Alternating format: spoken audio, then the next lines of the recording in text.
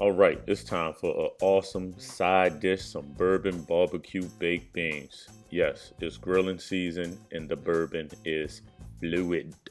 All right, go ahead on and shout out to my sponsors, Maker's Mark, for sponsoring this here. So the first thing I'm gonna do is I'm just gonna go ahead on and break down the onion. And then we're gonna go ahead on and just chop that on down. All right, now how big or how small depends on how big of an onion you like in your beans. I like mine to be cooked down, so I'm gonna chop them a little smaller. And then I'm gonna take a jalapeno and I'm gonna slice that down, and then I'm gonna dice that bad boy down. All right. Then also I'm gonna go ahead on and take 2 cloves of garlic and I'm gonna go ahead on and chop that to nice and small. I'm gonna add a little bit of oil to my preheated skillet. And then it's time to go ahead on and drop all of these vegetables, with the exception of the garlic, of course, into that pot. Hit it with a little bit of salt to draw out some moisture and begin the cooking process.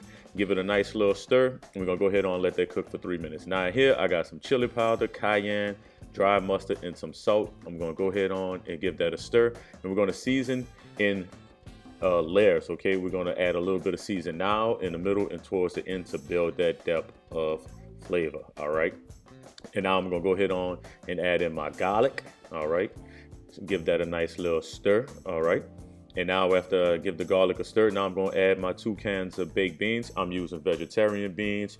Choose whatever baked beans you want. And then I'm gonna add a little bit of white vinegar, some Worcestershire sauce, and some dark brown sugar, and all a bottle of ketchup has to offer. I'm gonna put in there, and then we're gonna add another layer of seasoning. And I did mention bourbon earlier, right? I said bourbon. We're gonna put a big old shot of bourbon up in there, and some hickory liquid smoke. Only buy hickory liquid smoke, because that's what the pros do. A little goes a long way. Give that a good stir, and now we're gonna go ahead on and let that do what it's do.